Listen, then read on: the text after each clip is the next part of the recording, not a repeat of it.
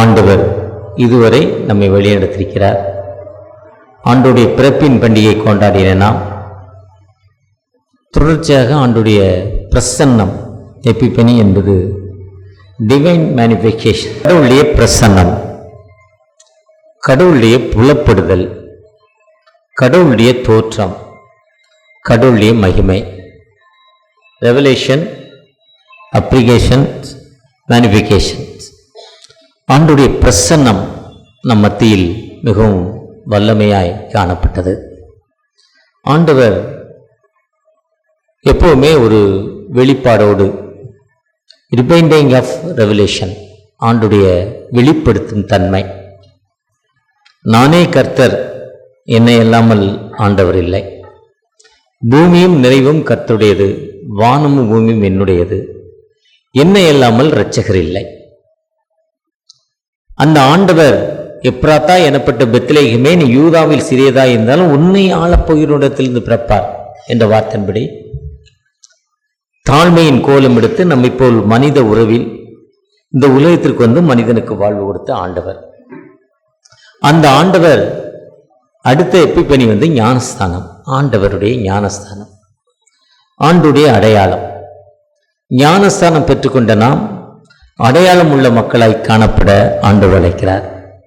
Baptism of Jesus, application of identification and execution, அடையாளத்தின் உறுதியும் அருட்பணியும். நீங்கள் உலகம் போய் சர்வ சிருஷ்டிக்கும் சுவிசேஷத்தை அறிவியுங்கள்,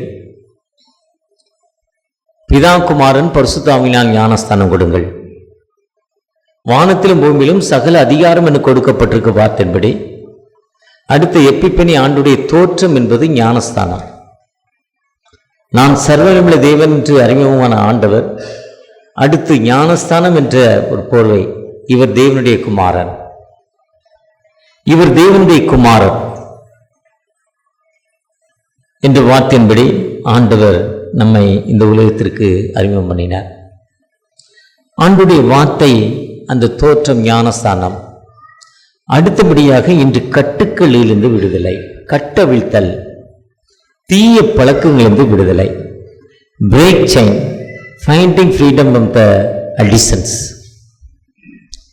நம்முடைய தீய பழக்கம், நம்மை ஆட்கொண்டிருக்க ஒரு கெட்ட பழக்கங்களிலிருந்து ஒரு விடுதலை. பொதுவாக இன்னைக்கு கொடுக்கப்பட்ட 25 பேராயங்கள் தென்னிந்திய திருச்சபை இவருடைய 25 பேராயங்கள் 25 திருச்சபைகளில் கொடுக்கப்பட்ட தலைப்பு கட்டவிழ்த்தல், தீய பழக்கங்களிலிருந்து விடுதலை, break chain, finding from the additions. நமக்கு அடிமைத்தனத்தில் நாம் விடுதலை பெற வேண்டும். பொதுவாக கிறிஸ்தவம் என்பது அவர்கள் நல்லவர்களும் பரிசுத்தாவின் வல்லமையினாலும் விசுவாசத்தினால் நிறைந்தவர்களாய் காணப்பட்டார்கள். அவர்களுக்கு கிறிஸ்தவ என்று பெயர். அப்போஸ்தலர் 11:24. அவர்கள் he is a good people and Holy Spirit and faith, விசுவாசம், ஆண்டவருடைய நம்பிக்கை. அவங்களுக்கு தான் அந்தியோகியில் முதலாவது கிறிஸ்தவ என்று பெயர். கிறிஸ்தவம் என்பது ஒரு மாடல் லைஃப், ஒரு சாட்சியான லைஃப். கிறிஸ்தவம் என்பது மற்றொரு சாட்சியான லைஃப். கிறிஸ்தவம் எப்படி காணப்படுது? நேற்று அருமையாக ஒரு வாட்ஸ்அப் கேட்டேன். ஒரு ஆசிரியர் ரொம்ப நல்லா பேசுவார், எப்போவுமே நல்லா பேசுவார். அந்த ஃபேஸ்புக், இன்ஸ்டாகிராம் எல்லாம் வருவாங்க. ரொம்ப அருமையாக அவர் ஒரு நல்ல ஒரு மனிதர். ஒரு வாலிப மகன் ஒரு பஸ் ஸ்டாண்டில் சிகரெட் பிடித்து கொண்டிருக்கிறார். அவர் அவன்கிட்ட போய் பேசுகிறார், தம்பி சிகரெட் பிடிக்கிறிய, ஒரு சிகரெட்டோட விலை எவ்வளோன்னு கேட்குறார். அவன் சொல்கிறான் சிகரெட்டோட விலை அவர் சொல்வதுக்கு சற்று ஒரு 40 வருஷங்களுக்கு முன்னால் 2 ரூபா ஒரு சிகரெட்டோடைய விலை, 2 rupees, 2 ரூபா இருக்கிற காலங்களில் அவர் சொல்கிறார். இன்றைக்கி எவ்வளோன்னு எனக்கு தெரியல. நான் 2 ரூபா இருக்கிறப்போ நான் வெளியே பிஸ்னஸ்க்கு போகிறப்போ நான் பார்த்துருக்கேன். 1 ரூபா 2 ரூபாய்க்கு விற்கும். அப்புறம் 5 ரூபா அவளுக்கு வந்த பிறகு எனக்கு அதோடைய விலை இப்போ எவ்வளோன்னு எனக்கு தெரியல. ஏன்னா அந்த கடை பக்கமே போகிறதில்ல, அந்த வேலை குறைஞ்சி போச்சு. கடைக்கு போய் ஜாமான் வாங்குற வேலைலாம் குறைஞ்சிட்டு, வயசாகிட்டு, வயசானதில் கடையில் போய் பர்ச்சேசிங் வாங்குகிற அளவுக்கு நமக்கு திறமையும் இல்லை, பொறுமையும் இல்லை. போனால் ஒரு 500 கூட 1000 கூட 2000 கூட கட்டி வீட்டுக்கு அனுப்புன்ட்டு போயிடுறதான், பணத்தை வந்து வாங்கிக்கொண்டு போயிடுறதான். இப்படியே மாறிட்டோம், லைஃப் ஸ்டைல் மாறி போச்சு. ஒரு நாளைக்கு 30 சிகரெட் பிடிப்பேன். 30 சிகரெட் பிடிப்பியா? ஒரு சிகரெட்டுடைய விலை எவ்வளோன்னு கேட்டாராம். 2 ரூபா. அப்போ 30 சிகரெட்னா 60 ரூபா. 60 ரூபா ஒரு அன்னைக்கு ஒரு ஆளோட சம்பளமே எவ்வளவு? 80, 90, 100, 120 ரூபா 130 ரூபா சம்பளம் அன்னைக்கு. அது பெரிய சம்பளம். இன்றைக்கி 1200. இன்றைக்கி சாதாரணமாக பில்டிங் கட்டுற கொத்தனாருக்கு 1200 ரூபா. கொஞ்சம் கஷ்டமான வேலைன்னா 1200 ரூபா. 1200. இன்றைக்கி அந்த அளவுக்கு விலைவாசியும் கூடிட்டு. அப்புறம் மாதத்துக்கு எவ்வளோ ஆகும்னு கேட்டார். 1800 ரூபா. அப்புறம் வருஷத்துக்கு எவ்வளோன்னு கேட்டார். 20,000 சில்லற ரூபா, 20,000. எத்தனை வருஷமாக சிகரெட் பிடிப்பேன்னு கேட்டாராம். அவன் சொன்னான், ஒரு 20 வருஷமா? அப்போ 20 லட்ச ரூபான்னா இவ்வளோ பணத்துக்கு நீ சிகரெட் பிடிச்சியா? இவ்வளோ பணத்தை புகையே விட்டு காலி பண்ணிட்டேடான்னாரா. அந்த தம்பி திரும்ப கேட்டானா, நீங்கள் சிகரெட் பிடிப்பீங்களா? இல்லை. ஏதாவது கெட்ட பழக்கம் இருக்கா? இல்லை. அப்போ நீங்கள் எவ்வளோ இப்போ மீதி வச்சுருக்கீங்க? உங்கள் பிக்சடில் உங்கள் வயசு இவ்வளவு. நீங்கள் ஒரு 15 வயசு சிகரெட்டு பிடிக்க ஆரம்பிச்சிருந்தாலும் இப்போ வயசு உங்களுக்கு 70, 60, கிட்டத்தட்ட 55 வருஷம். இவ்வளோ அமௌண்ட்டு நீங்கள் மீதி வச்சுருக்கீங்களா கேட்டான்.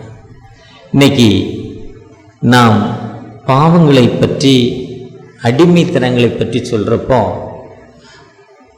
இந்த சமுதாயம் நம்மை பற்றி இப்படித்தான் கேள்வி கேட்குது. இந்த சமுதாயம் நம்மை பற்றி இப்படித்தான் ஒரு கேள்வி கேட்குது.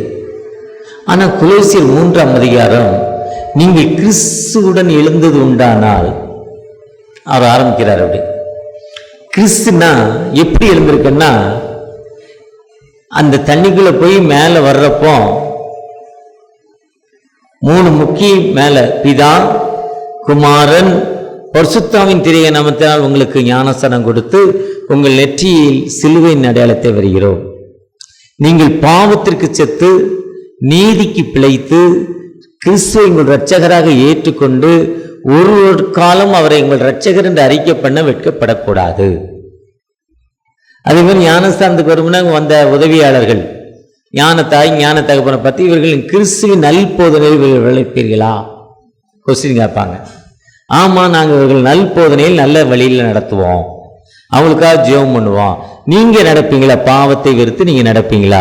அந்த ஞானஸ்தானத்துக்கு வந்தால் அத்தனை கேள்வி தான் கேட்டு தான் நம்முடைய சர்ச்சுடைய ரூல் ஆக்டிவிட்டீஸ், நம்முடைய சர்ச்சுடைய ரெகுலேஷன், ஞானஸ்தானம் வாங்கணும், இத்தனை கேள்விகள் கேட்கணும், அத்தனை கேள்விக்கு பதில் சொன்னோம், ஆம் இல்லை, அவ்வளோதான்.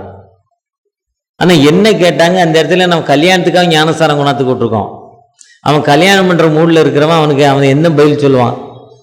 அதுக்கு தான் நிறைய குருவானவர்கள் 3 மாதம் சர்ச்சைக்கு வா, சத்தியத்தை கேளு, சத்தியத்தை கேட்டு அதன்படி மாறு, அதுக்கப்புறம் உனக்கு ஞானஸ்தானம் கொடுக்குறேன், இல்லை ஒரு 3 வாரத்துக்காக சர்ச்சைக்கு வா, ஆண்டவரை பற்றி தெரிந்து கொள், கர்த்தருடைய கட்டளை என்ன, கர்த்தருடைய கட்டளை கருத்தாய் கை கொண்டு.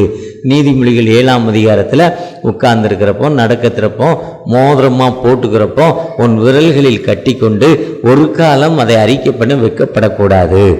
இதெல்லாம் தெரிந்து கொள்ள தான் நம்ம அப்படிப்பட்ட கட்டளைகள் எல்லாம் நாம் திருச்சபையில் கொடுக்குறோம். வந்தோடனே எடுத்தோம் கவுத்தோணும் தனிக்குள்ளே முக்கி உடனே உங்களுக்கு ஞானஸ்தானம் கொடுத்துட்டேன் சொல்லலை. அவங்க ஓரளவுக்கு ஆண்டவரை பற்றி தெரிந்து கொள்ளணும், கிறிஸ்தவனா என்னன்னு தெரிந்து கொள்ளணும், கிறிஸ்தவ வாழ்வுனா என்னன்னு தெரிந்து கொள்ளணும். கிறிஸ்தவ வாழ்வு என்பது மற்றவருக்கு ஒரு சாட்சியான வாழ்வு.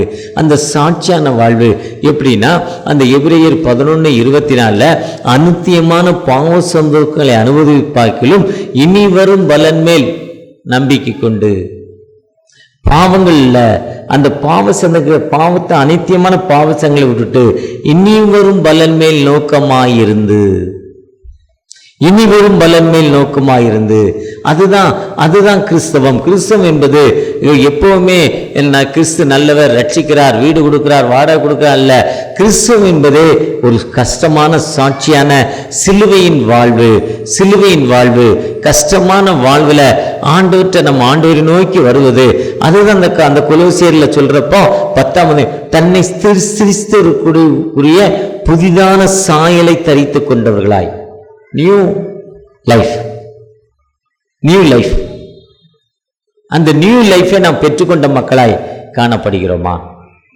ஒரு ஹஸ்பண்ட் ஒய்ஃபுக்கு சண்டை, லவ் பண்ணாங்க, பஸ் ஸ்டாண்ட்லேயோ மெட்ரோலேயோ ஏதோ ஒரு இடத்துல லவ் பண்ணாங்க, விரும்பினாங்க, கல்யாணம் பண்ணாங்க.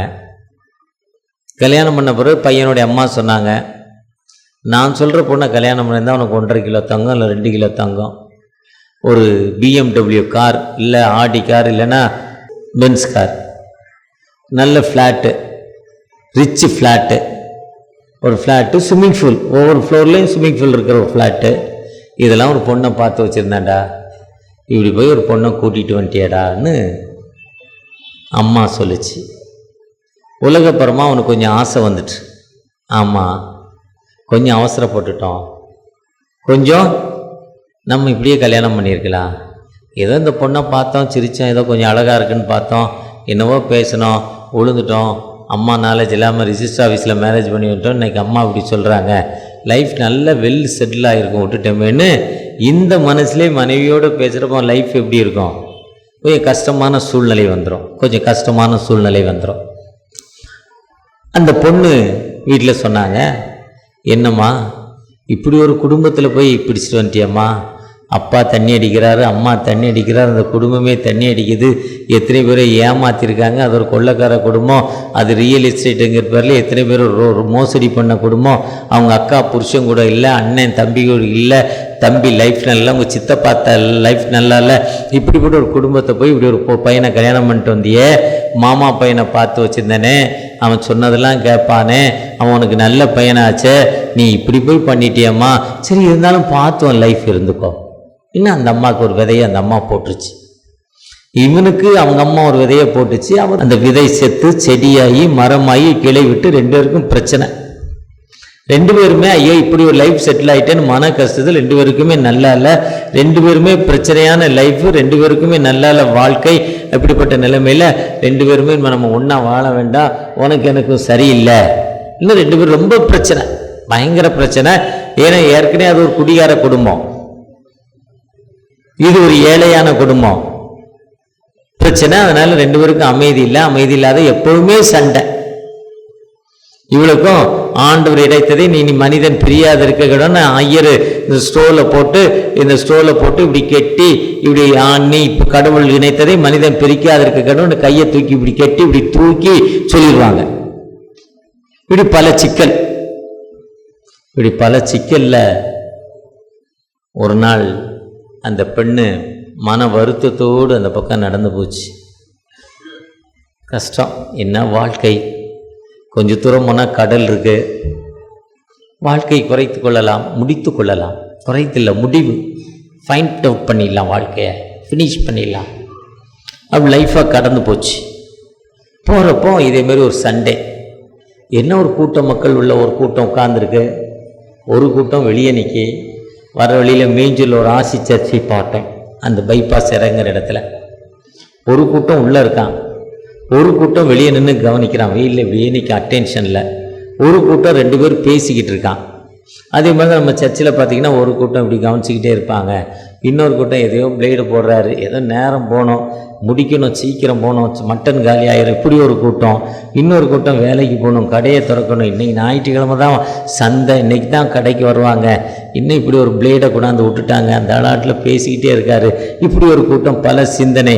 வெளியே இருக்க ஒரு கூட்டம் ஏதோ வந்து மனைவி தொல்லை தாழ முடியாமல், புருஷங்காரன் தொல்லை தாழ முடியாமல் சர்ச்சுக்கு வந்துட்டோம், சீக்கிரம் முடியல, வெயில் வேற கொஞ்சம் ஜாஸ்தியாக இருக்குது, என்ன இப்படி ஒரு கூட்டம், இப்படி ஒரு கூட்டம். 4-5 வகையான கூட்டங்கள் சர்ச்சில். ஒரு கூட்டம், இப்போ நம்ம செக்ரட்டரியை கேட்டேன், 7:30க்கெலாம் சர்ச்சுக்கு வந்துடுவேன், இப்படி ஒரு கூட்டம். 7:30 சர்ச்சு, 8 மணி சர்ச்சுக்கு, 7:15 நான் வந்துடுவேன், அதனால் காலையில் நான் சாப்பிட மாட்டேன்ட்டார். காலையில் பாஸ்டிங் நான் காலையில் சாப்பிட்றதில்ல, 7:30க்கெலாம் சர்ச்சுக்கு வந்துடுவேன், பாஸ்டிங் இருந்தால் தான் நான் பரலோக வாழ்வு கிடைக்கும், ஆண்டோடைய சத்தியம் எனக்கு கிடைக்குங்கிற அவருக்கு நம்பிக்கை. ஆனால் 47 நாள் பாஸ்டிங்கில் 47 நாட்கள் ஆஸ்ட் வெனஸ்டேலேருந்து வருகிற நீங்கள் February மாதம் 18ஆம் தேதி ஆஸ்ட் வெனஸ்டே ஸ்டார்ட் ஆகுது, அதுலேருந்து April 1st வீக் ஈஸ்டர் வருது, அது வரைக்கும் 47 நாள், 7 நாள் சண்டே 7 நாளை கழிச்சா 40 நாள் பாஸ்டிங்கு. ஏன்னா வாரத்தின் முதல் நாள் மனமகிழ்ச்சியின் திருநாள், ஆண்டவர் உயிரோடு இருந்த திருநாள், திருச்சபை நிறுவி தந்த திருநாள், அன்னைக்கு பண்டிகை. அதனால பாஸ்டிங் இருக்கக்கூடாதுன்னு அந்த 7 நாள் கழிச்சு 40 நாள் பாஸ்டிங் கொடுத்தாங்க. கிபி 320 அந்த ஃபர்ஸ்ட் அதாவது உலக கிறிஸ்தவ மாநாடு நடக்கிறப்போ, வாட்டிக்கன்ல நடக்கிறப்போ, ஃபர்ஸ்ட் கிறிஸ்டின் கவுன்சில் நடத்துக்கிறப்போ இந்த 7 நாளை கழிச்சு 40 நாள் தான் பாஸ்டிங் கொடுத்தாங்க. ஏன்னா வாரத்தின் முதல் நாள் ஆண்டவர் உயிரோடு எழுந்த திருநாள், ஆண்டவர் வாரத்தின் முதல் நாள் உயிரோடு எழுந்துட்டார், தூயாவுடைய மகிமை தந்த திருநாள். அன்னைக்கு தான் திருச்சபையை நிறுவினாங்க, ஃபவுண்டாச்சு. இயேசு கிறிஸ்து சர்ச்சை ஆரம்பிக்கல. இயேசு கிறிஸ்து காலத்தில் எந்த சர்ச்சும் இல்லை. இயேசு கிறிஸ்துக்கு அடுத்து வந்த பேதுரு, பவுல் காலங்கள் தான் நான் பவுலை சேர்ந்தவன் என்றும் கேபா சேர்ந்தவன் என்றும் இப்படி பிரிவினைகள் வந்தது. அதுதான் இந்த கொலோசியர் யூதன் என்றும் கிரேக்கன் என்றும் இல்லை, நீ தன்னை சிருஷ்டித்தருடைய சாயலுக்கு ஒப்பான புது சிருஷ்டி, ஜாதியே கிடையாதுரா, ஆண் என்றும் இல்லை, பெண் என்றும் இல்லை, அடிமை என்றும் இல்லை என்று இந்த கொலோசியர் 3:11 சொல்றாரு, கலாத்தியர் 3:28 சொல்றாரு, ரோமர்ல சொல்றார். இது பிரிவினை இல்லை, பவுலடியில் தெளிவா சொல்றார். ஒன்லி கிறிஸ்டியன்ஸ், நான் இயேசுவின் மாடல் கிறிஸ்டியன்ஸ். அதுதான். இப்படிப்பட்ட ஒரு கூட்டத்தை பார்த்து அந்த அம்மா நடந்து போன அம்மா சரி நம்மளும் என்னதான் பேசுறாங்கன்னு போச்சு. அழகா லியோனி சொல்வார், ஒருத்தன் சாவ போனானா ரயிலில் தன் தலையை வச்சு,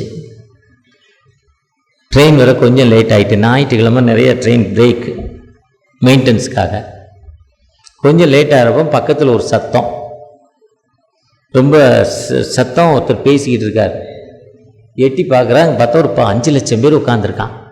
டாக்டர் டிஜிஎஸ் தினகரன் பேசுகிறாருன்னா 7 லட்சம் பேர். இப்போ மோகன்சி வர்றாருன்னா நான் அடுத்த வாரம் ஐயாங்கன்னு ஒரு போஸ்டர் வச்சுட்டாருன்னா இந்த ரோடே டிராஃபிக் ஜாம் ஆயிரும். மோகன்சி வந்துட்டாருன்னா இதே மாதிரி ஒரு பெரிய சத்தம். அவர் திரும்பி பார்க்குறார். திரும்பி பார்க்குறப்போ நம்ம என்னதான் பேசுறான்னு போனார். அவர் போறப்போ நம்ம என்ன பேசுறான்னு திரும்பி போறப்போ பேசி ஒரு 3.5 மணி நேரம் முடிச்சார். 3.5 hours முடிச்ச பிறகு ஒரு பெரிய கூட்டம். சாக போனவர் சாகலை. பேசினவர்கிட்ட போய் சொன்னார், ஐயா நான் அவங்க பேச்சை கேட்க வந்தேன், மரணத்தை நோக்கி வந்தேன், ஆனால் எனக்கு சாகிறதுக்கு பிடிக்கலை, உங்கள் பேச்சை கேட்க வந்தேன், பேசிட்டேன். அப்போ என்னுடைய ஸ்பீக் அவ்வளோ நல்லா இருந்ததான்னு கேட்டாராம்.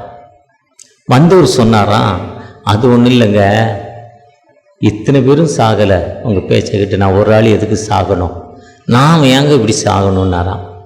அதே மாதிரி அந்த பாப்பா உள்ள வந்துச்சு, கேட்டுச்சு. இந்த வார்த்தை அந்த மகளுக்குள் வேலை செய்தது.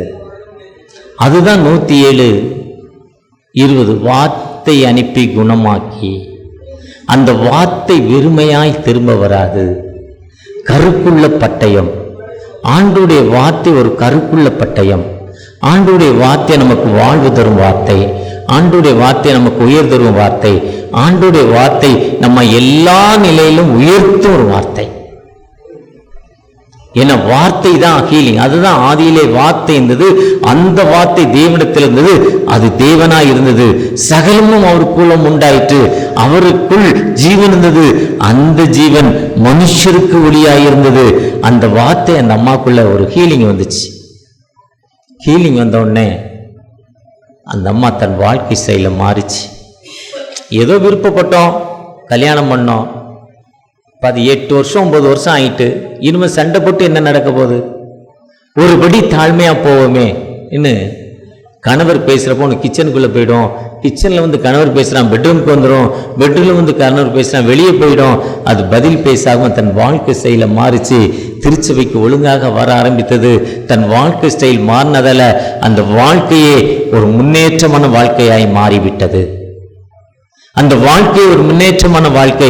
ஏன்னா பின்னானவர்களை மறந்து முன்னானவர்களை நாடி நமக்கு நியமித்திருக்க ஓட்டத்தில் பொறுமையோடு ஓடப்படுவோம். வார்த்தைப்படி நமக்கு என்ன நியமித்திருக்கோ அந்த ஓட்டத்துல நீங்க எல்லாரும் பொறுமையோடு ஓடுறப்போ நம்ம லைஃப் ஸ்டைல் இவ்வளவுதாங்க, நமக்கு ஆண்டவர் கொடுக்கப்பட்டது இவ்வளவுதாங்க. இந்த லைஃப்ல இருக்கிறதுல இனிமையாய் வாழ கற்றுக்கொண்டது, வாழ்க்கை அமைதியா மாறிச்சுங்க. இதுதாங்க லைஃப், இதுதாங்க கிறிஸ்தவம், இதுதான் லைஃப், அதுதான் ஆண்டவருடைய வார்த்தை. அந்த வார்த்தையில் அந்த தன்னை அதை ஒப்பு கொடுத்தது. எப்பவுமே நமக்கு இருக்கிற நிலைமை போதும் என்று நடந்து போகிறப்போ ஆண்டவர் உயர்த்தும் ஆண்டவர்.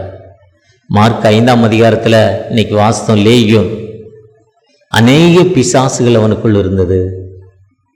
பார்ப்பதற்கு பளபளப்பாய் தோன்றும். புண்புட்ட நெஞ்ச புகை விட்டுத்தான் ஆத்தணும். இன்னைக்கு புகையினால உலகமே கெட்டு போயிருக்கு. டிரான்ஸ்போர்ட்டிங் இன்னைக்கு இல்லை, அன்னைக்கு மேல்நாட்டுக்காரங்க இந்தியாவுக்குள்ள வர்றப்பவே அங்கிருந்து போதைப் பொருளை தான் கொண்டாந்து கொடுத்துருக்காங்க. மிஷினரியை தவிர மற்றவங்க எல்லாருமே, ஆட்சியாளர்களும் வியாபாரிகளும். அதுக்கப்புறம் மிஷினரிஸ் வர்றாங்க, மிஷினரிக்கு அதை ஒழிக்க பாடுபட்டிருக்காங்க. ஒருவேளை இன்னைக்கு அப்படிப்பட்ட போதைப் பொருளினால் இந்த உலகம் அழிந்து கொண்டிருக்கிற நிலைமையில் நமக்கு என்ன நியமித்திருக்கிறோமோ அந்த நேரம் அநேக பிசாசுகள் லேகியனுக்குள்ள இருந்துச்சு. ஆனா அதை விட்டுட்டு அவன் புத்தி தெளிந்து 5:15 புத்தி தெளிந்துச்சு. ஒருவேளை இன்னைக்கு நீங்கள் நானும் இப்படிப்பட்ட வாழ்க்கையில் காணப்படுகிறோம். பல வருஷங்களுக்கு முன்னால் டிஎல்சி சர்ச் வெள்ளிவாக்கத்துக்கு போயிருந்தேன். காலை லெண்டல் சண்டே சர்வீஸ் அது முடிஞ்சோன்னு ஒடுக்க கூட்டத்தில் 2 பேர் மெசேஜ். ஃபஸ்ட்டு ஒரு யூத் தம்பி மெசேஜ். என் லைஃப்பில் 15 வருஷம் இருக்கும். ஆல்பர்ட் சந்திரசேகரன் ஒரு குருவானவர் இருந்தார். அப்பா எனக்கு கேட்ட மெசேஜ் மறக்கவே இல்லை. ஒரு அம்மா தன் கணவரை கம்பல் பண்ணி சர்ச்சைக்கு கூப்பிட்டு வருது. சர்ச்சைக்கு கூப்பிட்டு வந்தா சர்ச்சில் வந்த பிரசங்கியார் சிகரெட் பிடிக்காத, தண்ணி அடிக்காதன்னு பேசுகிறார். அப்படி கையை காட்டி பேசுகிறார். குற்றமுள்ள நெஞ்சி குறுகுறுக்குங்கிற மாதிரி அவர் நினச்சிக்கிட்டாரு அவர் பேசுகிறாருன்னு. ஆனால் வர்றவர் இன்னைக்கு தூய பேதுரு ஆலயம் எண்ணூர் போகிறோம், அங்கே இவ்வளோ மக்கள் இருப்பாங்க, அவங்களுடைய தேவைகள் என்ன, அவங்க பிரச்சனைகள் எனக்கு தெரியாதுப்பா, அவங்க பிரச்சனைகள் நான் சொல்லணும், பேசணும். காத்திருந்து ஜெபித்து சில நிமிடங்கள், ஒருவேளை டிஜிஎஸ் தினகரன், மோகன் சிலாசரஸ், பென்னிகின், பில்லி கிராகாம், டாக்டர் ஜெயசிங் இவங்கெல்லாம் பல மணி நேரம் காத்திருப்பாங்க. என்னை மாதிரி ஆளு ஒரு 2 நிமிஷம் 3 நிமிஷம் அவ்வளோதான். ஒரு 3-4 நிமிஷம், அதிகம்னா ஒரு 4 நிமிஷம், ரொம்ப அதிகம்தான் 4 நிமிஷம். இந்த சர்ச்சுக்கு போகிறோம்மா, இந்த சர்ச்சில் என்ன சொல்லணும், இவங்களுக்கு என்ன சொல்லணும், இன்னைக்கு டெக்ஸ்ட் இது, தலைப்பு இது, இந்த தலைப்பின் அடிப்படையில் பேசணும். கட்டவிழ்த்தல், தீய பழக்கங்களிலிருந்து விடுதல், break chain, finding freedom from the additions, இதிலிருந்து நான் பேசணும். முன்ன என்ன சொல்லிச்சு, நீ எப்படி பண்ணினா நீ மாடல் லைஃப், நீ மாடல் லைஃப் எப்படி பண்ணினா எப்படி வந்தீங்க, உங்களுடைய சுயரூபம், நீங்கள் தான் கடவுளாக வந்தீங்க, நீங்கள் ஒரு மாடல் லைஃப் உங்கள்கிட்ட இருந்துச்சு, அந்த மாடல் லைஃப் தான் நாங்கள் அந்த மாடல் லைஃப் அண்ணா ஏன்ட்டு இருக்க ஞானஸ்தானம். கடந்த வாரம் ஞானஸ்தானத்தை பற்றி நம்ம பேச கேட்டிருப்போம். ஞானஸ்தானத்தை பெற்றுக்கொண்ட லைஃப்ல இன்னைக்கு நான் என்ன சொல்லணும், கட்டவுளுக்கு ஏன்ட்டு இருக்க அடிமை பழக்கத்தில் என்ன சொல்லணும் நான் பேசி இப்படிலாம் ஒரு 2-3 நிமிஷம் நான் ஜெபம் பண்ணியிருப்பேன், அவ்வளோதான். நான் ரொம்ப நேரம் பாஸ்டிங் இருந்து அண்ணன் செக்ரட்டரி அந்த மாதிரி சாப்பிடாமல காலைல நல்ல மசாலா தோசை வடை சாப்பிட்டுட்டேன். 7 மணி ஒரு சர்வீஸ் முடிச்சுட்டு வரப்பவே என்னுடைய தம்பி வாங்கி வச்சுட்டார் எனக்கு அட்ஜஸ்டண்ட் தோசை, மசாலா தோசை. எதுக்குன்னா சாம்பார் சட்னி ஊற்றாம ட்ரெஸ்ஸில் படாமல் சாப்பிட்றதுக்கு சேஃப்டியாக. நல்லா வந்தோடனே சூப்பர் டீ கொடுத்தாரு செக்ஷனு. அதனால் அதில் குறை இப்படி நான் இவ்வளோதான் ஜெபம் பண்ணிட்டு வருவேன். அப்படி ஜெபம் பண்ணிட்டு வந்தோம். அப்போ எனக்கு அப்போவே எனக்கு ஒரு ஞாபகம், அந்த 18 வருஷத்துக்கு 15 வருஷத்துக்கு முன்னால் கேட்ட ஒரு மெசேஜ். அவர் கையை காட்டி பேசினார், நீ சிகரெட் பிடிக்கிறேன்னு பேசினாருன்னு. அவருக்கு டென்ஷன் ஆகி வீட்டில் போய் அந்த அம்மாவை திட்டுறார். கண்ணா பின்னான் நான் சர்ச்சுக்கு வரமாட்டேன்னு சொன்னேன். நான் உன் கல்யாணத்துக்கு முன்னாலே நீ வருமுன்னே நான் சிகரெட் பிடிச்சிட்டு இருக்கேன். அப்போ உன்னைய விட எனக்கு என்னது சிகரெட்டு பெருசு. இல்லை பொடி, இல்லை போகையில், ஏதோ ஒன்று ஒரு பழக்கம், ஒரு அடிஷன், ஏதோ ஒருக்கு நான் அடிமைப்பட்டிருக்கேன். அந்த ஆள் என்ன வந்தவன் என்னவோ பெரிய என்னவோ அவன் பெரிய நல்ல மனுஷன் மாதிரி அவன் என்னையே கையை காட்டி பேசுறான், கிறுக்கு பையன். அன்னைக்கு காலையில் ஒரே சண்டை, பயங்கரமான சண்டை. அந்த அம்மா கொஞ்சம் பைபிள் வாசிக்கிறது, பொறுமை, யாக்கோபு 1 அதிகாரம் பொறுமை. அந்த பொறுமையில் அந்த அம்மா அமைதியாக போயிடுச்சு. அவர் எப்போவுமே செவ்வாய்க்கிழமை அந்த கடற்கரை ஓரத்தில் போய் மீன் வாங்கிட்டு வருவார், ஃபிஷ். அன்னைக்கு வஞ்சிரம் மீன் வாங்கினார். ஒரு மீன் 7 கிலோ 8 கிலோ பெரிய வஞ்சிர மீன், பார்ப்பதற்கே சும்மா அழகாக இருந்துச்சு. அந்த அம்மா ரொம்ப எக்ஸ்பர்ட்டு மீன் குழம்புல. இப்போ எங்கள் வீட்டுக்கு ஒரு அம்மா வந்திருக்கு வேலைக்கு, உடன்குடியிலேருந்து, கிறிஸ்டியானர்லேருந்து. சூப்பராக மீன் குழம்பு வைக்கும். அந்த மீன் குழம்பு யாருமே வைக்க முடியாது, அந்த அளவுக்கு டேஸ்ட்டாக வைக்கும். அதில் ஒரு மிளகா போடுது, அந்த மிளகாவை எடுத்து ஐயா இதை சாப்பிடுங்கன்னு கொடுக்கும். மிளகா உரைப்பே தெரியாது, அந்த அளவுக்கு டேஸ்ட். நான் என் மனைவி வச்ச மீன் குழம்பே சாப்பிட்றது. ஏன்னா அது திருநெல்வேலி, தேங்காய் போட்டு வைப்பாங்க, ஒரு ஸ்மெல் வரும். சென்னைக்காரங்க தேங்காய் போட மாட்டாங்க, புளி போடுவாங்க. அதனால சென்னை எந்த ஐயர் வீட்லேயும் மீன் குழம்பு சாப்பிடுவேன், எல்லா ஐயர் வீட்லேயும். எனக்கு பிடிச்ச மாதிரி நிறைய பேர் தருவாங்க, நிறைய குருவானவர்கள் இருக்காங்க. அதே மாதிரி சூப்பர் மீன் குழம்பு அந்த அம்மா வைக்கிறது. அந்த அம்மா அன்னைக்கு நல்ல மீன் குழம்பு வைக்க போதுன்னு வஞ்சிர மீன் வாங்கிட்டு வரப்பவே வழியில் டீ சாப்பிடலை, வடை சாப்பிடலை, காலைல டிஃபன் சாப்பிடலை, 11 மணிக்கு ஜூஸ்லாம் சாப்பிடலை, 12 மணிக்கு டைரெக்டாக குழம்பு, மீன் குழம்பு ஒரு வெட்டணும்னு நினச்சிக்கிட்டு வந்துட்டார். வந்தார் அந்த அம்மா. அழகா மீன் குழம்பு, நல்ல வாசனை. வீட்டுக்குள்ளே ஒரு முன்னே மீன் குழம்புடைய வாசனை கும்முன்னு இருக்கு, நல்ல வாசனை. அப்போ சாப்பாடு வைமான்னாரு, பேரை சொன்னார். பேரை சொல்லி சாப்பாடு வைமான்னாரு. அந்த அம்மா தட்டில் சாப்பாடு போட்டு குழம்பு ஊற்றி, மீன் பொரிச்ச மீன் குழம்பு மீன்லாம் போட்டு, இல்லை கொலஸ்ட்ரால், பேட் கொலஸ்ட்ராலுக்கு குழம்பு மீன் ரொம்ப நல்லதான் அப்படி என் டாக்டர் சொல்லி, இப்போ நான் குழம்பு மீன் மட்டும் சாப்பிடுவேன் அப்படி நிறையா மீன்லாம் போட்டு கொண்டாந்து வச்சாங்க. சாப்பிட ஆரம்பித்தார். காலையிலேருந்து ஃபாஸ்டிங். நம்ம செக்ரட்டரி அண்ண மாதிரியே பசி. அப்படி சாப்பிட்றாரு. அள்ளி போட்ட உடனே தட்டு பறக்குது மேலே, வானத்துக்கும் பூமிக்கும் குதிக்கிறார். முந்தா நாள் சர்ச்சுக்கு போயிட்டு இந்த எவ்வளோ சண்டை போட்டாரோ அதை விட 100 மடங்கு சண்டை அதிகம்.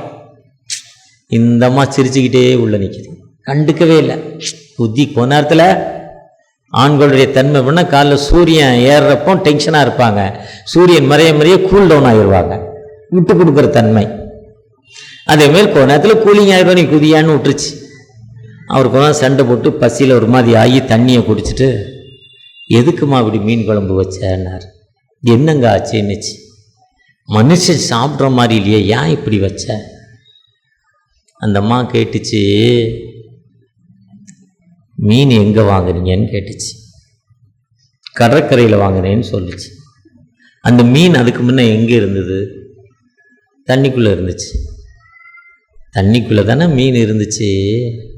வந்த மீனை எதுக்கு கழுவணுன்னு அப்படியே அறுத்து போட்டு குழம்பு வச்சு விட்டேன். அது ஏற்கனவே எங்கே இருந்துச்சு? தண்ணியில் தானே.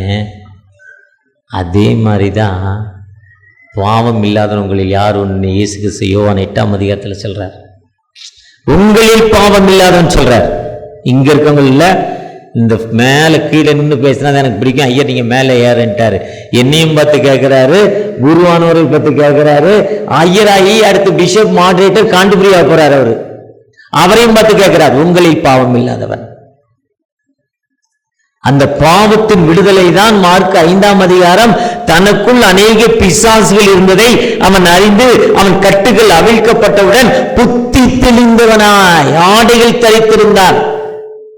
அதுதான் குருவானவரும் பிஷப்போ மிஷனரியோ ஞானஸ்தானம் வாங்குறப்ப புது ட்ரெஸ் போடுறோம்.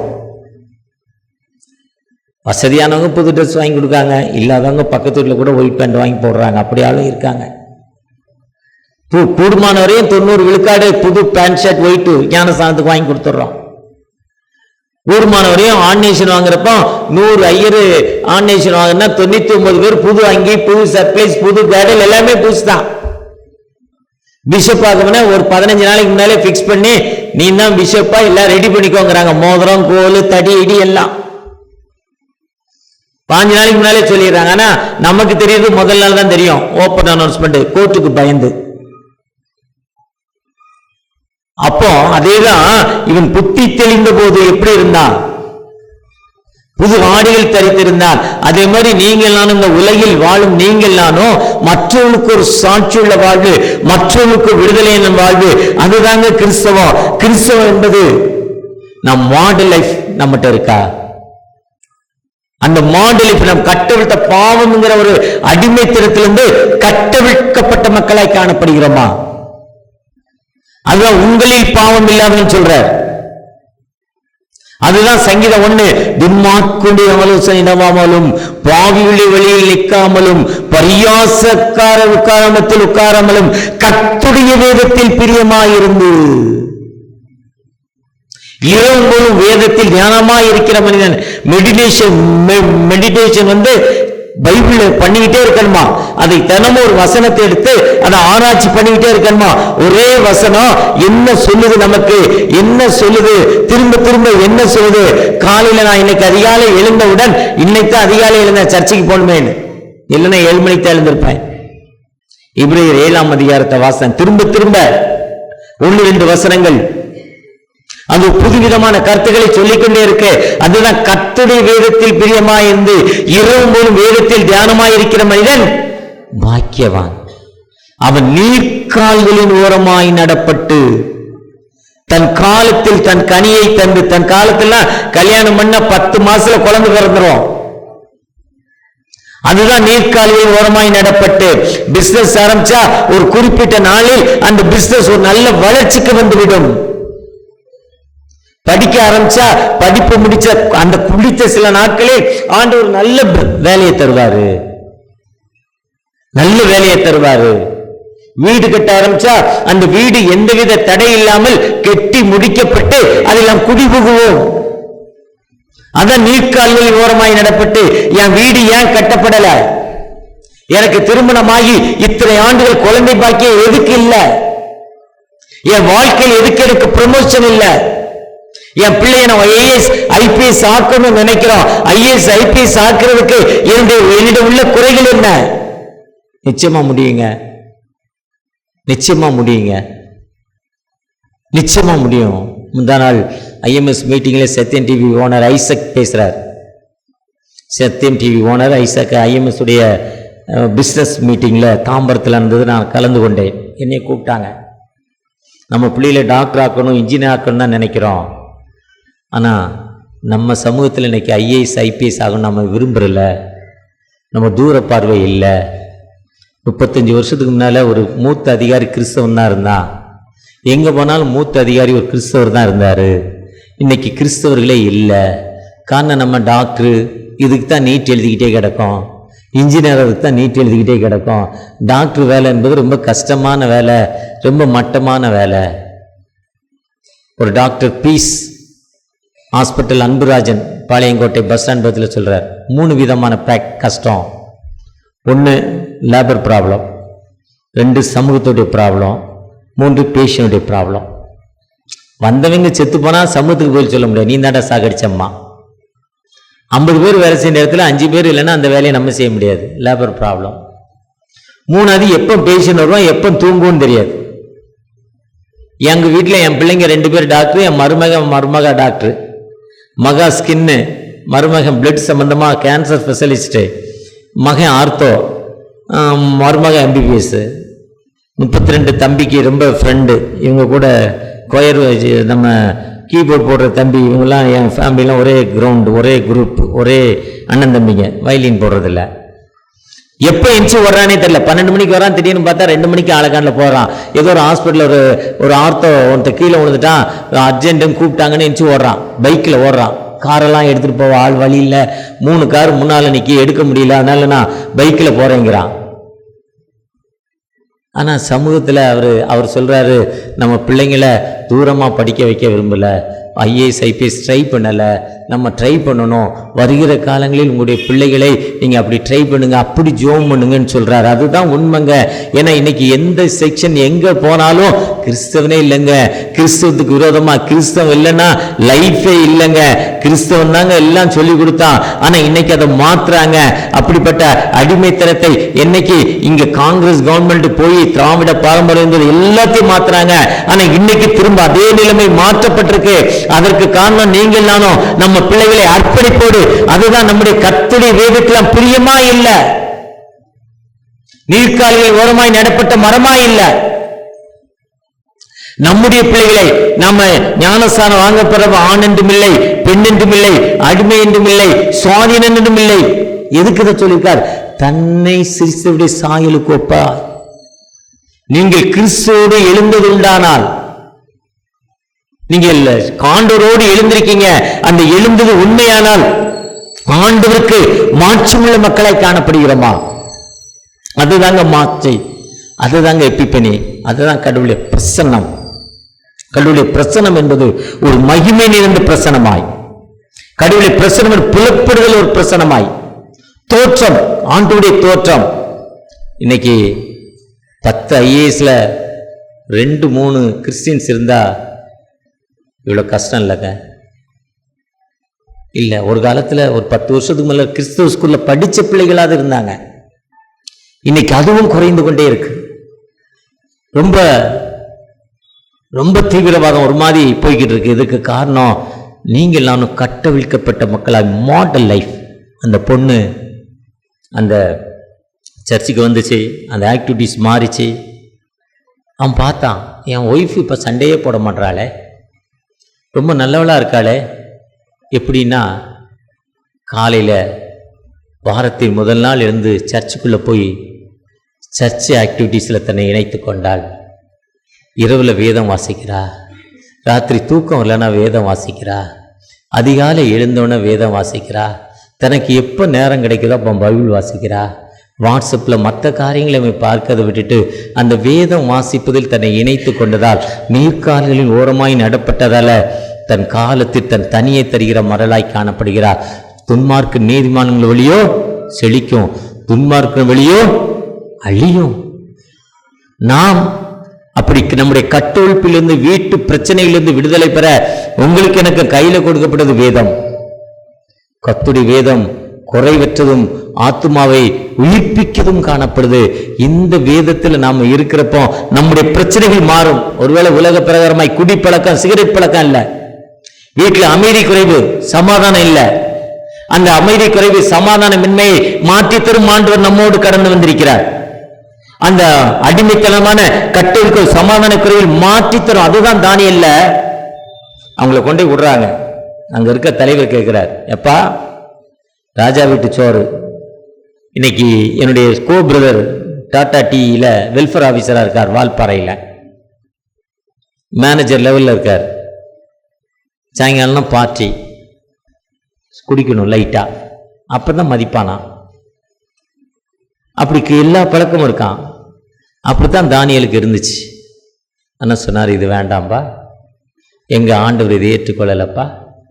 அவங்க குரு மேஸ்திரி சொன்னார், எப்பா நீ சாப்பிடலன்னா ராஜா இனிய தலையை வெட்டிடுவார். நீ பாரு, ஒரு மாசம் டிஃப்ரெண்ட்டை பாரு, எங்களுக்கு மரக்கறி மட்டும் கொடு, வெஜிடேரியன் மட்டும் கொடு, அவங்களுக்கு நீ எல்லாம் கொடு, எங்களுக்கு அவங்களோட டிஃப்ரெண்ட்டை பாரு.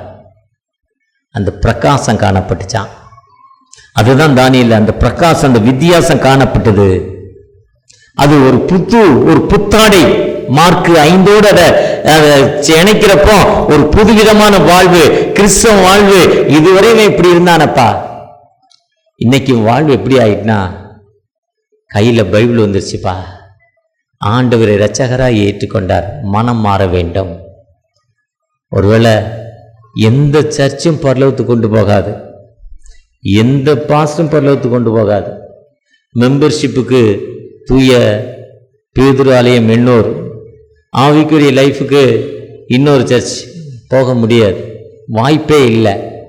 நம்முடைய லைஃப் மட்டும்தான், நம்முடைய லைஃப் மட்டும்தான். மனம் திரும்ப வேண்டும். ரிப்பென்ட் டு மீ, என்னிடத்தில் திரும்புங்கள், கர்த்தரிடத்தில் திரும்புங்கள், கர்த்தர் உங்களை ஆசீர்வதிப்பார். ஒருவேளை அந்த கட்டவிழ்ப்பதுங்கிற ஆண்டுடைய நம்ம ஒப்பு கொடுக்கிறப்போ, ஆண்டுடைய தூயாவுடைய மகிமையுடைய கட்டுகள் மேல வரப்போ, பாவத்தின் கட்டுகள் நம் வீட்டிலிருந்து விடுதலை பெறும். அதுதான் போன வாரத்தில் அப்போஸ்தலர் 10ஆம் அதிகாரத்தில் சொன்னார், நீங்கள் எவ்விதமான ஞானஸ்தானம் ஏற்றுக்கொண்டீர்கள். ஆண்டவற்றை நாம் எப்படிப்பட்ட மக்களை காணப்படுகிறோம். நான் ஒரு மிஷன், IMS உடைய மிஷன் ஸ்தாபனத்துக்கு சத்தீஸ்கர்ல சுக்மாங்கிற இடத்துக்கு கடந்து போயிருந்தேன். நானும் தென்னிந்திய திருச்சபை வேலூர் பேராயர் சர்மா நித்யானந்தமும். அவர் இன்னைக்கு 7 வருஷத்துக்கு முன்னால் அவர் பிஷப் ஆனோடனே எங்களோட அண்ணன் என்னை கூப்பிட்டு சொன்னார். நான் கூட்டிகிட்டு போனேன். 2 பேரும் ஒன்றா போனோம். 2 பேரும் ரொம்ப க்ளோஸ் ஃப்ரெண்டு, 2 பேரும் ரொம்ப நல்ல ஃப்ரெண்டு. அவர் என்னை கூப்பிட்டு போச்சோன்னா நானும் 2 பேரும் ஒன்றா போனோம். ஒரு கையேந்தி பவனில் சாப்பிட்டு அங்கே போனோம். அங்கேருந்து பக்கத்தில்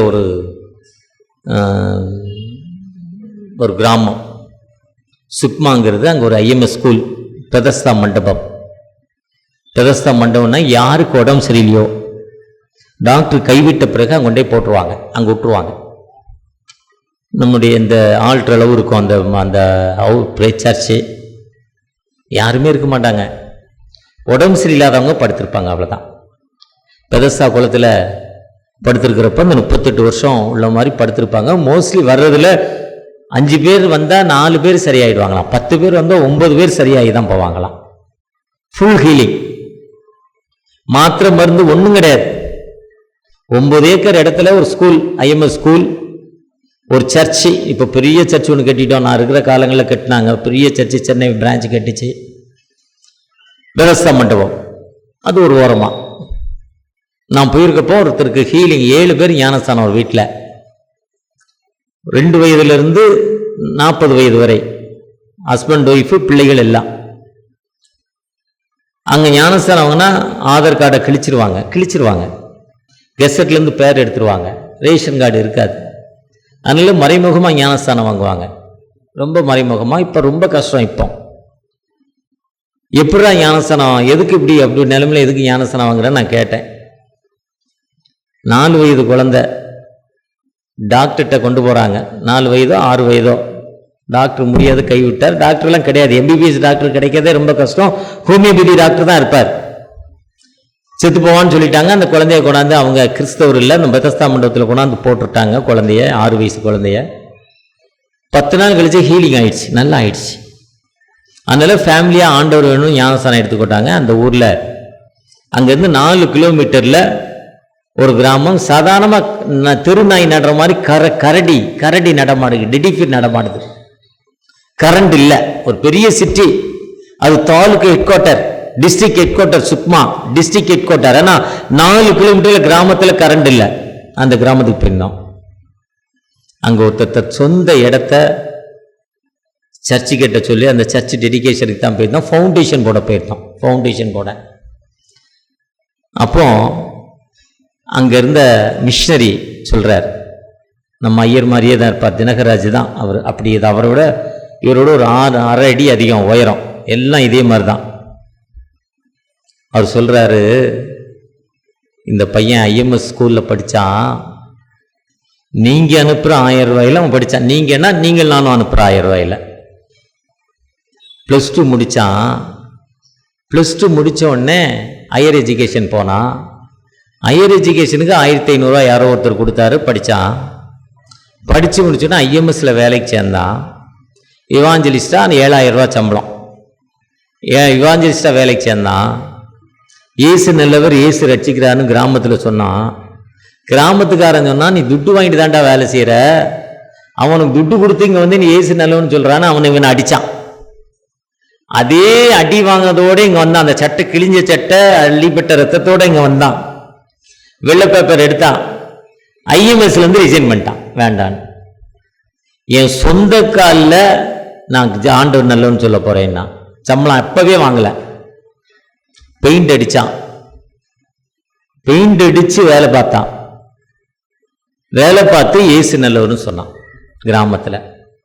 அவனை அடித்து விரட்டினாங்க. அதுக்கப்புறம் அவன் அதுக்கப்புறம் ஏசு நல்லவர்னா, அதுக்கப்புறம் மனைவி ஏற்றுக்கொண்டுச்சு. இப்போ ஹஸ்பண்ட் ஒய்ஃப் ஆண்டவரை ஏற்றுக்கொண்டாங்க, 2 பேரையும் அடித்து விரட்டினாங்க. இப்போ அவன் பிரதர்ஸ்லாம் ஆண்டவரை ஏற்றுக்கொண்டாங்க. அவங்க குடும்பத்தையே விரட்டினாங்க. இப்போ பங்காளியெல்லாம் ஏற்றுக்கொண்டான். இந்த கிராமத்தில் 50 விழுக்காடு கிறிஸ்தவன் சொல்றார். எப்படி கிறிஸ்தவனானா, பக்கத்து ஊர்ல 2 பேரும் பஸ் ஸ்டாண்ட்ல பேசிக்கிட்டு இருக்கான், என் வீட்டுக்கு பெயிண்ட் அடிக்கணும்பா, நல்லவனா இருந்தா சொல்லுன்னு ஒருத்தன் சொன்னான். அதுக்கு ஒருத்தன் சொல்றான், ஐஎம்எஸ்ல வேலை பார்த்து ஒருத்தர் ரிசைன் பண்ணிட்டான், போயிட்டான், ஐஎம்எஸ் ஸ்கூல்ல இருந்தான். இப்ப இந்த கிராமத்துக்காரன் அவன்கிட்ட வேலையை கொடுத்தா நேரத்துக்கு வேலையை முடிப்பான், நேரத்துக்கு கரெக்டா காசு வாங்குவான், கமிஷன் வாங்க மாட்டான், டைமுக்கு வேலையை முடிப்பான்னு சொன்னான். இதுதான் லைஃப், இதுதான் கட்டவிழ்த்தல். ஒருவேளை அன்னைக்கு மிஷனரிகள் வந்ததால நீங்கள் நான் அப்படி இருந்தோம், இன்னைக்கு இப்படிப்பட்ட நிலைமையில நீங்கள் நான் இருக்கிறேன் என்பதை அந்த சிந்தனையோடு தகப்பனே என்னுடைய கட்டுகளை அவிழ்த்து எனக்கு ஒரு விடுதலை கொடுங்கப்பான்னு அவரை நோக்கி பார்க்கிறப்போ நிச்சயமே ஒரு விடுதலை கொடுக்கும் ஆண்டவர், நிச்சயமே வாழ்வு கொடுக்கும் ஆண்டவர். அந்த ஆண்டவர் நம்மோடு கடந்து வந்திருக்கிறார். அந்த ஆண்டவற்ற தகப்பனே என்ன பிளஸ் பண்ணுங்க தகப்பனே நோக்கி பார்ப்போமா. என்றும் ஆனந்தம் எங்கே தருகிறார், துதிப்பேன் துதிப்பேன் துதித்துக் கொண்டே இருப்பேன். ஆம் தகப்பனே, கோழிதன் குஞ்சுகளை செட்டின் கீழ் சேர்த்து அணைப்பது போல் எங்கேயோ இந்த எங்களை உம்முடைய நிலையில் கொண்டு வந்தீங்கப்பா. உமக்கு ஒரு சாட்சியுள்ள பிள்ளைகளாய் சங்கீதம் 1 தகப்பனே, உம்முடைய கிருபை கொலோசியர் 3 தகப்பனே, கிறிஸ்துவோடு கூட நீ எழுந்தது உண்டானால் அவருடைய வலது பாசத்தில் வீற்றிருப்பதை தெரிந்து கொள்ளுங்கள். தன்னை கிறிஸ்துவுடைய புது சாயல் கொப்பாய் என் வாழ்வை மாற்றி தங்கப்பா. மார்க் 5 அந்த லேகியோனை போல நீர் எங்களுக்கு ஒரு புதிய வாழ்வு, புதிய வழிநடத்தலை கொடுக்க போற தயவுக்காக கூட நன்றிப்பா. ஒரு விசை கூட தகப்பனே தானியேலை போல எங்களுடைய மாடல் லைஃபை பார்த்து தெரிந்து கொள்ள கிருபை செய்யுங்கப்பா. மனமிறங்கப்பா. எத்தனையோ மக்கள் ஒரு கெட்ட பழக்கம் என்னை சிறு வயதில் ஆரம்பித்தேன், அது இல்லாமல் நிலை இருக்க முடியல. நீங்கள் எனக்கு விடுதலை தர மாட்டீங்களா, நீங்கள் எனக்கு வாழ்வு தர மாட்டீங்களா, மனம் திரும்புங்கள் பரலோகராஜ்யம் சமீபமாக இருக்குன்னு சொன்னீங்கப்பா. நான் மனம் திரும்பி உம்முடைய பாதத்தில் வர்றேன்ப்பா. மனம் இறங்கி என்னை பிளஸ் பண்ணுங்க தகப்பனே. உம்முடைய கிருபையை தாங்க தகப்பனே, உம்முடைய இரக்கத்தை தாங்க தகப்பனே, உம்முடைய வழிநடத்தலை தாங்க தகப்பனே. உம்மை நோக்கி பார்க்கிறோம்ப்பா. உம்முடைய கிருபை உம்முடைய இரக்கம் எங்கள் மத்தியில இறங்க வேண்டுமாய். உம்முடைய அபிஷேகம் என்னை தீய பழக்கத்திலிருந்து எனக்கு ஒரு முழுமையான விடுதலை, ஒரு முழுமையான விடுதலை தகப்பனே. அது என்ன அறியாமே வந்து கொண்டிருக்கப்பா. அது இல்லாம என்னால தூங்க முடியல, அது இல்லாம எனக்கு ஜீரணிக்கல, அது இல்லாம என்னால் நடக்க முடியல, அது இல்லாம என் மென்டல் அப்செட் ஆயிடுறேன்ப்பா.